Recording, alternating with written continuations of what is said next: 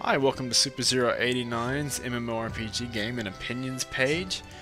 Today we're going to be taking a look at an MMO by Area Games called Eden Eternal. This game's been out for a little while, but it's fairly recent. It's developed by the same company that made Grand Fantasia, and they're actually quite similar in some respects. I already have a couple characters, but I'm going to create a new character for the purpose of this review. Here you can see where you select your races. You can be a human, a Zumi, which is like a little mouse creature, or you can be an Anura, which is like a frog creature, and you can customize your face and skin and eyes and classes. I think I'm going to start out as a human because that's what I know the most about. The quests are there. You can customize your appearance kind of how you want it. I'm just gonna go through here real quick, make just a base character. Lots of different hair colors. Let's go with red, make him a little darker, black eyes. Here's all the different classes that you can be. There's quite a few of them. And you can switch classes on the fly. Actually, you can be. Let's go with being a hunter. But if you don't want to be a hunter, you want to be a warrior or a knight, then you can actually change at any time. Sort of like the soul system in Rift, but maybe not quite as advanced. Okay, here comes an intro. This intro goes by a little fast. I really can't read what it says.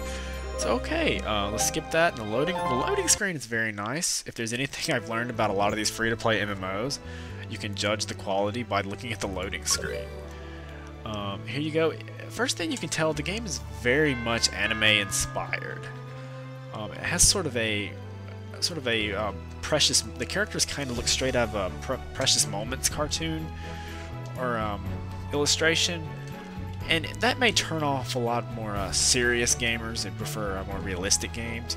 But to me, I kind of find the art style appealing, even though I'm not someone that particularly enjoys. This kind of anime. It's just got sort of a nice, cheery look to it, happy, and it looks very good for a free-to-play game. You know, for the most part, it's just standard questing. Talk to this NPC, talk to that NPC. Not a lot going on here. It's fairly standard fare for the most part. But gonna go talk to this guy, Laz. He's telling me to talk to Andrew. Now he says go, or I should say he wants me to kill 6 red cap mushrooms. So I'm gonna go down here and I'm gonna hope the red cap mushrooms are where I think they are. I'm gonna go down, hit I. That's the item mall. If you press B, you open up your backpack. Red cap mushroom. There we go. It's got a charge skill, just very similar to what you would find in WoW. Got a MP potion off that guy. So I'm 1 of 6. I like the combat. Very good, very nice animations. There's a lot more players hanging out around here than there were in the one of the other starting zones I tested out earlier. But really, you should have seen this place during the closed beta test and the open beta, for that matter.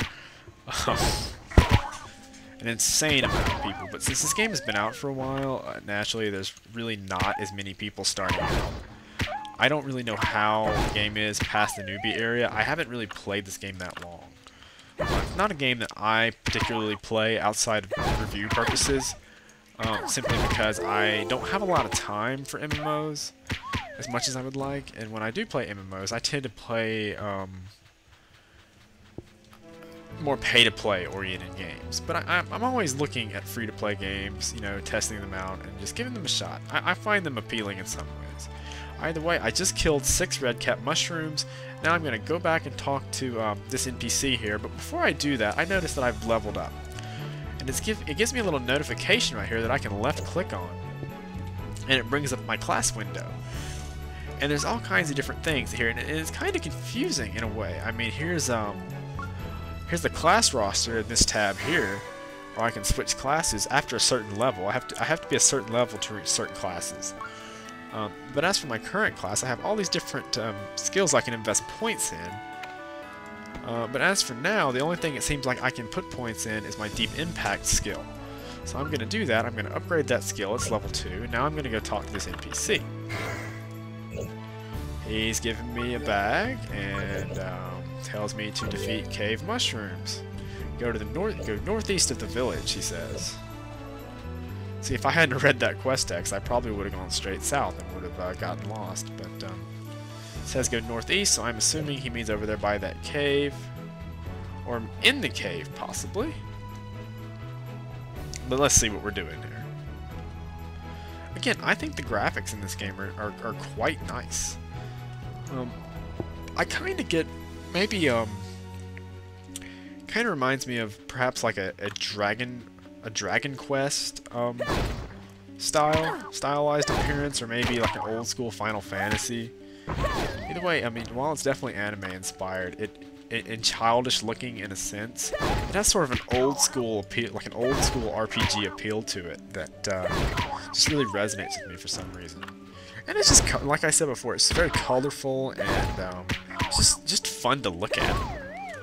Now, like, as I find with a lot of games, especially the more grindy games, just because a game is fun to look at, doesn't mean it's always going to be fun to look at. You know, what's important is the gameplay. If the gameplay doesn't keep you playing, you're probably not going to stay enticed for too long. Either way, I'm going to go talk to this guy here, turn in my quest. Looks like I leveled up again. He tells me to collect a blue crystal shard.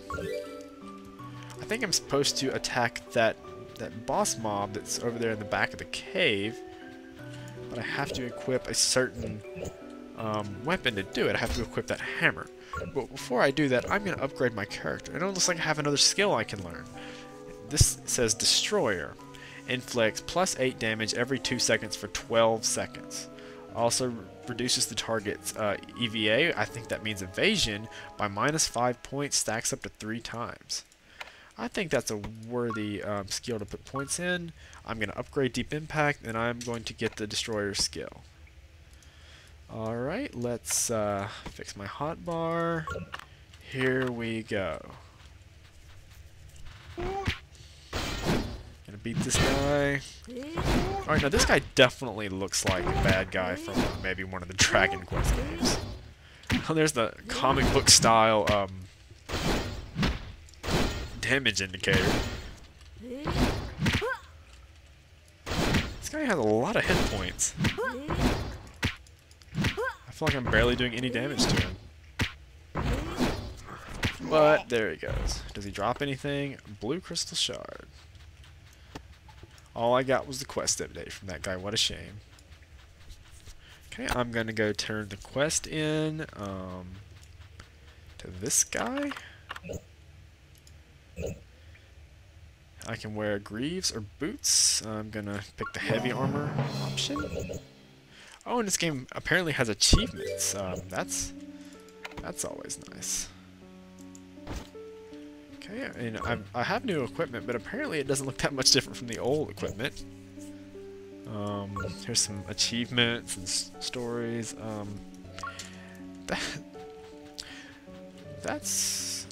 It offers a little bit more than what your standard free-to-play MMO might offer.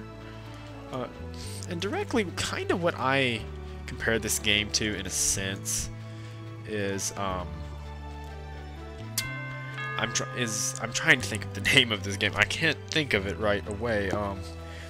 It's by G Potato. It came out last Christmas.